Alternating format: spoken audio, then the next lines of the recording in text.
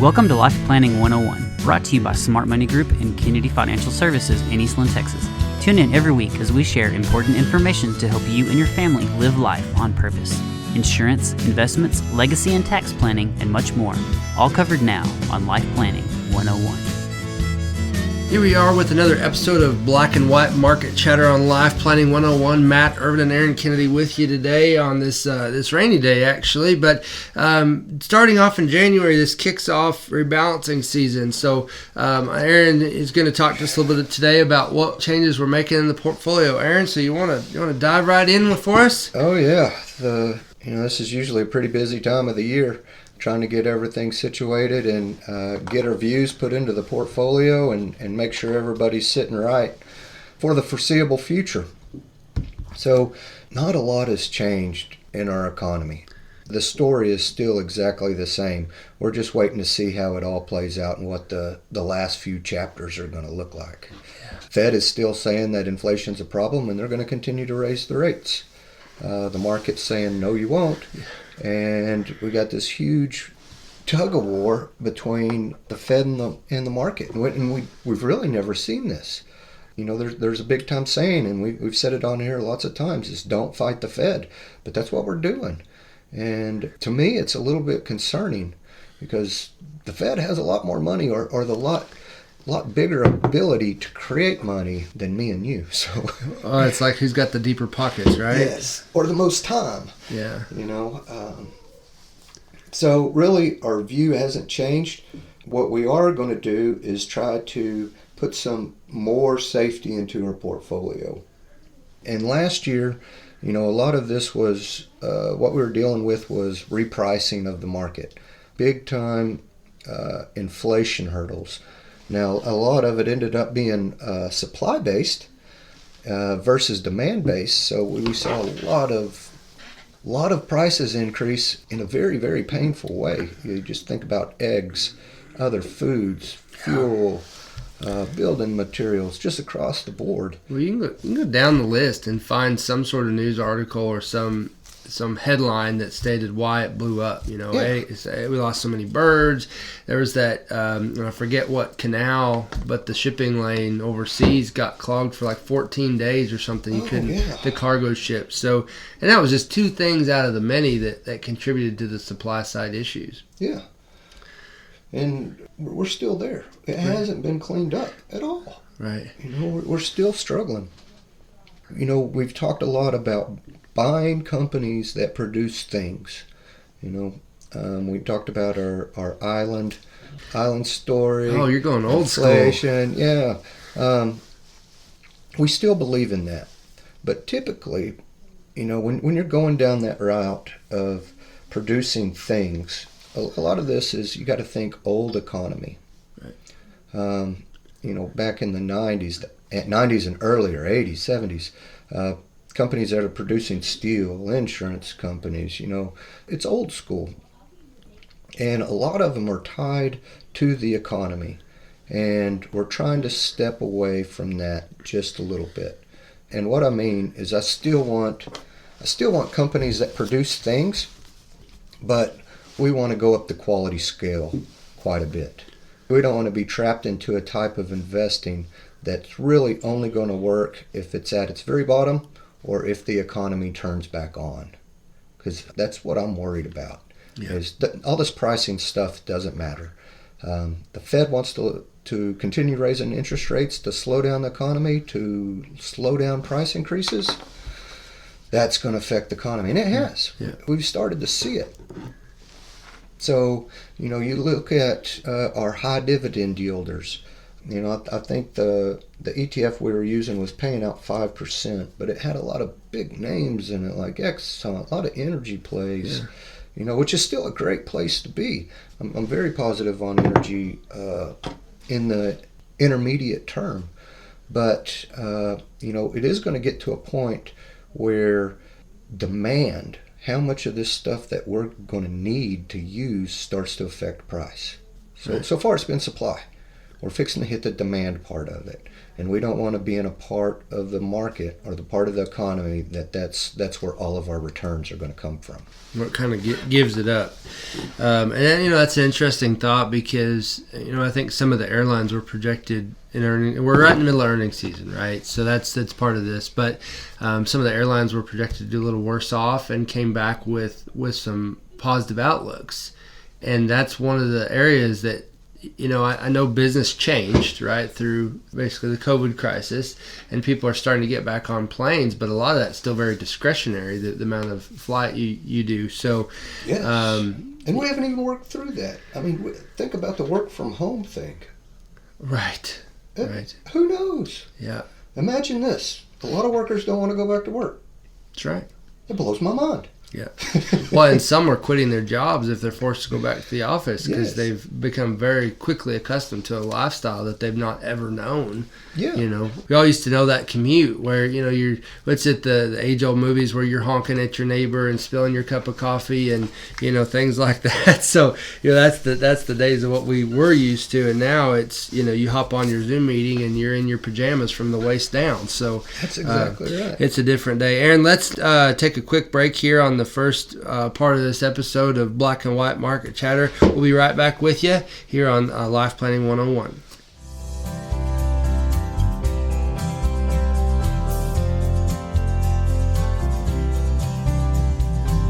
Here you are with the next piece of our episode today of Black and White Market Chatter on Life Planning 101. Matt Ervin and Aaron Kennedy with you if you guys are just joining in. I think where we left off, Aaron, there were still people working in their pajamas, off a Zoom meeting, right? Yes. But anyways, so just talking about how the work environment's changed. So some of that's still unfolding and unpacking, some of this economy. And I want to share this. It was kind of an interesting thought to where I was listening to somebody speak the other day, and they were comparing this idea of soft landing as a similar thought where the Fed kept using transitory, right? They were pushing it till it wasn't real, and they used it so often, then it became more of a permanent piece of the conversation, which when it gets what the word stands for. So it's at this point, are we going to have, there's no crystal ball, of course, but the soft landing may not be near as soft as everybody thinks. No, not at all. I think it's going to be kind of a rough landing.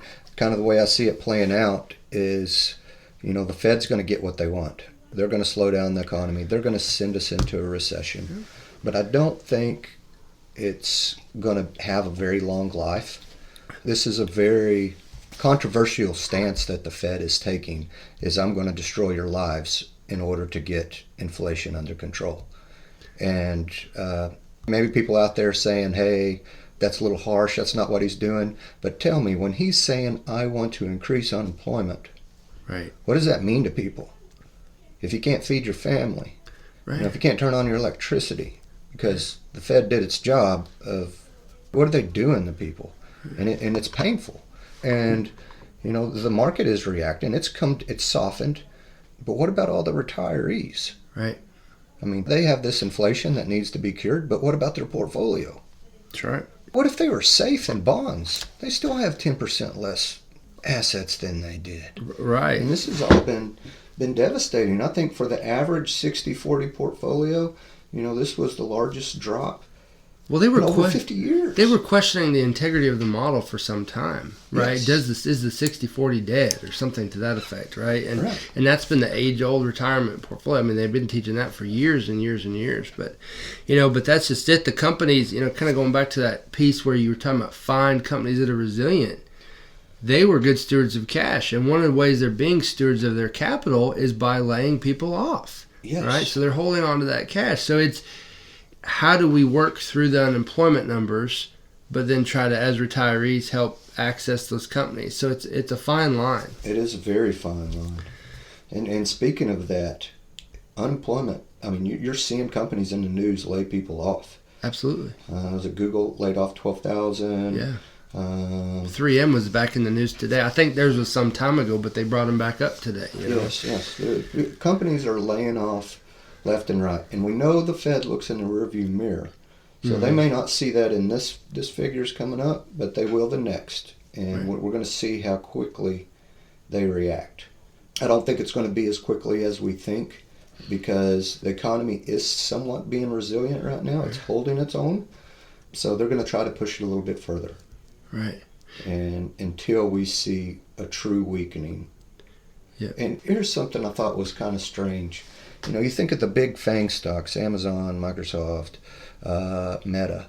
A lot of them doubled their workforce from 2020 until 2021. Right. Doubled their workforce. Right. So what's 12,000 jobs really? Right. We're still... Are they skimming the cream, maybe getting down to the skim milk, We need a repricing, and that's exactly what we need. And then once it finally gets here, I think the tone changes immediately, just like the transitory thing. Oh, I guess we were wrong, and move on. Right. But, we still have our last leg of inflationary pressures, and we've been talking about this, and this is the increase in wages. That's really got to work its way through the economy, through inflation, really. You're still getting twice the raise if you change jobs as if you stay where you are. So everybody is fighting for employees. They want that very last employee. And the way you retain them is paying more. That's right. So if you're paying your employees more and your price doesn't change, what happens to your company? Yeah, you're going the other way. You're going the other way, and you get replaced. Yeah. The owners of the company, me and you, the stockholders, we replace you because we've hired you to take care of the companies that we're invested in. That's right. So all this other news that says none of this matters, I'm going to say that's hogwash. Yeah, well, it absolutely does matter. And I would say, I heard an interesting perspective was one of the ways the economy, and you just nailed it, but one of the ways the economy has been so resilient is because wages have gone up at a quicker rate than inflation has. And it's hard to believe, but it's true. Like you said, you're getting 20-30% raise to transfer jobs, and inflation was at 7 or 8, 9%. But then the people that are still the consumer credit, I mean, they're starting to pour out reports of people are extended. Their savings have lowered. And so the other half, we talk about the half that's employed, right? And we talk about the other half that maybe, heck, they're not even seeking work anymore, right? They're off of that figure because they say, I don't even need to look for a job. I'm getting my whatever benefits. I'm living off my credit card, or maybe, mom and dad's credit, whatever that looks like. Doesn't matter. Yes. But we've had the spending stay up. We saw some weaker data coming through December, which was kind of unsettling because that's supposed to be the spending month. Yes. But so that's where my thought goes is that, okay, so we're going to have maybe the people that are working are able to continue to spend, inch along, if nothing else. But then what about the other half of the people? So it's like I think you're going to have that drastic movement when that other half says, my card gets declined, right? Yes. Or whatnot. So that's where we're headed, but that's where the volatility is going to come, right? Consumer credit is going through the roof. We've seen some defaults in autos, and it will start trickling through to the consumer cards. In the U.S., our biggest source of wealth is our home, and we're seeing home prices come down 30 to 40%. Right. Mortgages are still, I think the last time I saw was 6.15 nationwide. That's a lot.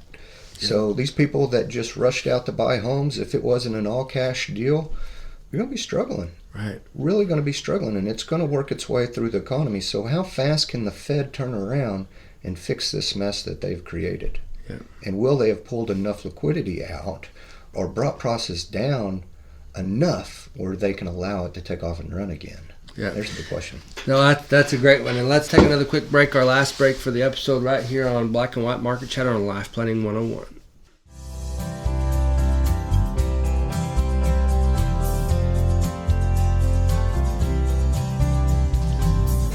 And we're back for our third and final piece of today's episode of Black and White Market Chatter on Life Planning 101. Aaron posed a heck of a question.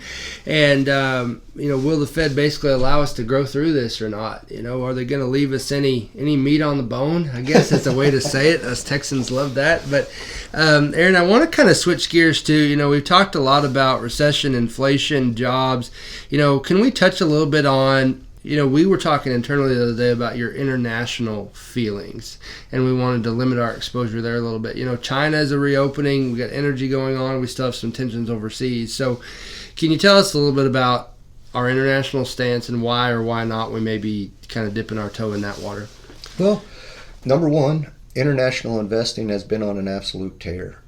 One of the top performers over the fourth quarter. So far this year, it's up a little bit over 8%, so it's doing wonderful. We haven't dipped our toe back in there at all. There's a lot of things going on. If we just specifically talk about Europe, there's still a very large war going on, not only in Ukraine, but there's a war against the people, especially with this big green movement where they're limiting the amount of fertilizers they can use. So we're going to probably see some food consumption come down. Right. Energy's still a big fear. Natural gas prices are keeping everybody warm. That's come way down, the pricing of that, but doesn't mean it's fixed at all. People are still going to be cold. Thank goodness it's been somewhat of a mild winter. Yeah. So we can all count our blessings there. Still a huge threat in Taiwan. If you want to see some big global turmoil, let's see what happens when China goes into Taiwan. Ukraine will be a cakewalk. I mean, from a global destruction. Right. Yes. Yeah. Japan's currency, they've been trying to peg their yen, and that finally broke. And so everywhere overseas, there's more risk than I really want to take when the whole globe is right. A little bit shaky. Yeah. I really like European equities. The yield that they put off from an income standpoint, they're a lot higher than the U.S., but you're going to sacrifice growth for yield, and their economic cycle is behind us. Right. So we're probably bottoming out somewhere around in here, or bottoming out within the next 6 months. They're still heading down. Right. So just trying to stay out of that area, trying to stay out of any unnecessary risks or any risks that we can't foresee coming. Well, they're battling their own economic conditions, and then too, what we see is a mirror of what the Fed does. We see that happen overseas with their interest rates, right? Yes. So it's definitely that laggard effect, and we're not helping them out much. And I think it was maybe a month or two ago they came out and said that same exact thing. Yeah. Quit hurting us, Quit raising interest rates. Fed pal says, just kidding. I'm just gonna keep on keeping on. Yeah. So you don't matter. Yeah. So, but that's interesting. And to your point, we're still pouring a bunch of money into Ukraine and now heavier artillery. And so that's kind of an open hole in the side of our ship, So how is it that we can, maybe do, because it's the age-old saying of get an infrastructure bill, get people back to work, right? Spend money, rebuild our country. And, there's a lot of places that need that, but we're spending it everywhere else, but maybe where we should. Who hears that anymore? Most of the time, it's a campaign welfare. It's let me pay off your debt. We don't care about roads and bridges. That's work. Right. How can I get you money? We're looking at this from the wrong direction. Right. And the supply side, that's definitely the biggest reason for our price increases. But we're not really working to fix that either. But if we did start putting in roads and bridges, there's still a lot of work that can be done. A lot of people can get put to work. A lot of contractors can get their contracts in order and ready to go. We're just not there yet. It's more of a political game than anything at this point. It is, and it's a real disappointment because all you hear in the news is like fighting. It's all fighting, and I mean, I know that sounds silly because there's always friction amongst parties, but it gets real chippy. And so it's when you step back, it's where are we talking about the issues? Where's the town halls that get people back involved with what really matters? And it seems like that voice is getting more and more diminished. Yes, absolutely. It doesn't matter what side you're on. It's all party versus people, and parties winning. That's a very sad thing for our country. Yeah. But let's get back to some positive stuff. Oh yes, that's why we do this. That's exactly right. Well, okay. So changes we're making. We're moving out of the deep value and the high dividend stuff and moving more to the center under the quality name. Couple of things. We're going to be pulling a little bit more out of the market, try to get back to that 20% mark. That's the dry powder, right? We talk a lot about that's the dry powder. Yeah. And, the way we were constructed, we made most of our money if you were just looking at indexes on the Dow side. Okay. More industrials, that kind of thing. We're moving more center. We're trying to stay away. We don't want to be S&P at this point. A lot of technology is still really overpriced, but we want to be more to the center where we can make money in great companies if the economy falters. We want to be in great companies that will do well if the economy does great. Right. So if we can stick to that 80% mark in the near term, and hopefully we get a little bit of angst, yeah, we're ready to dump in right now. We just need some things to make the horizon look better, right, or get close to the horizon looking better. Well, no different than the companies that we're trying to invest in. We expect them to be good stewards of capital and retain cash for investment opportunities. We're trying to do the same exact thing.